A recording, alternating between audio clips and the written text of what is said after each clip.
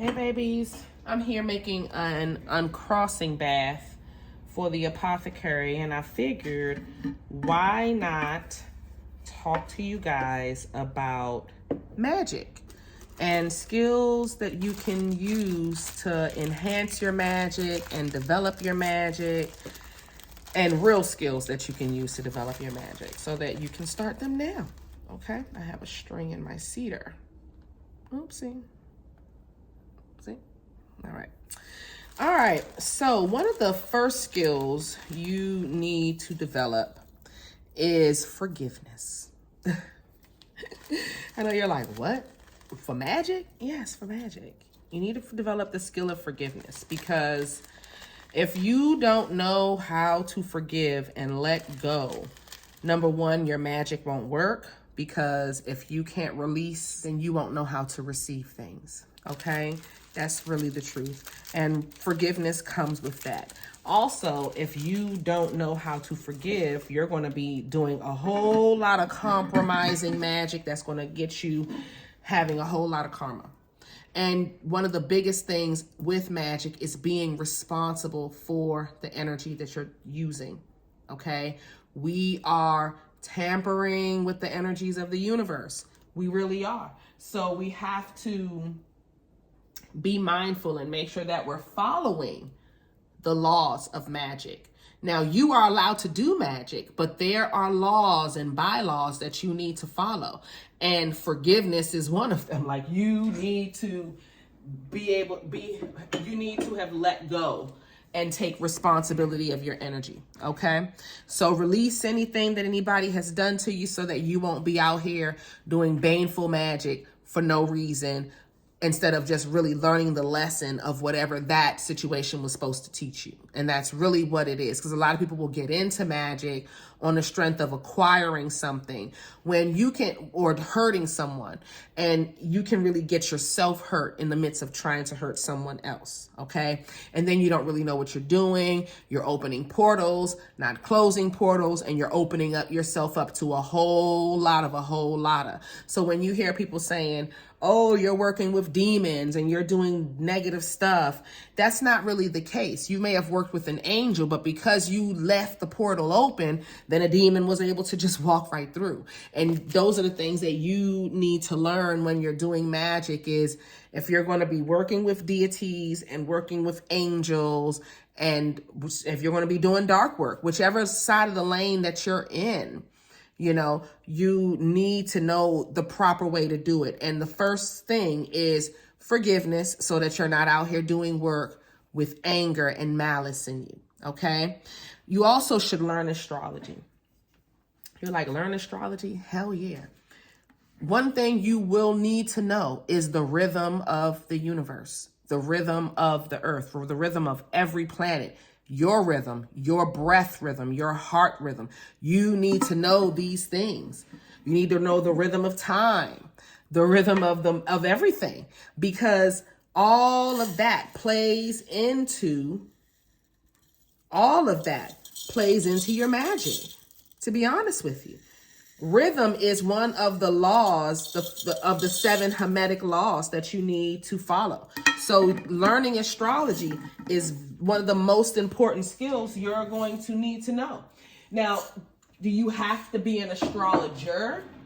Maybe you don't have to be an astrologer per se, but you need to know astrology. You need to keep up with what's happening with the planets if you're going to cast a spell. Because if you cast a spell during the wrong moon cycle, or the wrong, anything could be happening. Jupiter could be retrograde. Neptune could be in a certain sign or debilitated, or, you know, the planet that you're trying to work with, or the deity that's associated with the planet that you're trying to work with may be debilitated right now. And then you're doing the spell and you're wondering why it's not going anywhere. And it's because you haven't learned astrology in order to follow the certain rhythms of the universe to be able to do your spell properly. Okay? Learn spiritual laws. I keep talking about the spiritual laws, but you need to learn them. Now, the least you can do is learn the 7 Hermetic spiritual laws. Okay? And that's and I teach that in my Patreon. I have them all there. But you know what though? Let me tell you guys what the 7 hermetic laws are. Now, the 7 hermetic laws are, the first one for me is the law of correspondence. Okay? That's how things match up, how things correspond with each other. All right? The law of law and order. Okay? The law of law and order. The law of vibration. The law of rhythm. Just like I talked about just now. The law of cycles. Moon cycles and all types of cycles. Your menstrual cycle and all of that type of stuff plays into your magic. When you have sex and things like that, plays into your magic. Polarity. The yin and yang of things. You know, one of the biggest things about being a witch, when I talked about forgiveness, is not being polarized. Not sitting in that polarized state. That's very, very important. Because if everything polarizes you, if you're caught off guard by everything that you see on the news, you're not going to be able to survive here as a healer. Number one, you're going to always be distracted. And number two, you're going to always be in your emotions, and you can't be in your emotions and be a healer. One thing you'll learn on this journey is a lot of fucked up people, and there's a lot of fucked up things that happen out here, and it's nothing you can do about it but just live and keep going, you know? So while you're doing that, you can't sit around and just be polarized by everything. That's just not going to work. Okay? Then there's the law of sex. Everything has a gender, a feminine and masculine energy to it. And you need to go with that energy and go with that law. The 4 seasons. Each season is a masculine and a feminine. Each sign is masculine and feminine. Each sign, each month of the year, each season has masculine and feminine. Each herb is a masculine or feminine, has masculine and feminine traits. Everything does. Every person does. And you have to recognize and respect that. So learning spiritual laws is very, very important to enhance your magic. It just keeps you on tune. Okay? Decalcifying your third eye. Decalcify that. I did a video earlier today about how to decalcify that. Okay? Learn to meditate. Meditation is so important. Meditation is so important. Calming your mind is so important. That's why forgiveness is like the first one I brought up, because then you can start calming your mind and letting those charges, letting things, anger, frustrations, anything, any charge you have against somebody or the universe or yourself, let it go so that you can be able to calm your mind enough to meditate so that you can hear your higher self and then hear God as you'll start to ascend more at that time. Visualization exercises. When you're doing your magic, especially the magic that I'm teaching more of now on my Patreon, where we're trying to, you know, we're still getting into the herbs, we're still doing our rituals and things, but you want to get to that point where you know how to work this vessel. Okay, so visualization is one of the biggest tools that you can start to use to then start to use your vessel more and not have to really rely on the herbs. You can do your magic with your mind. You can do your magic with your body and the universe right here, like with nothing but just you and your body and your archangels. But you have to ascend and get to that point. So you'll get it. You'll get it. You'll see as you meditate and as you grow and you get yourself together, like as you grow spiritually, that your visualizations will get better and then your manifestations will get better. Okay. With that, you need to enhance your focus and concentration.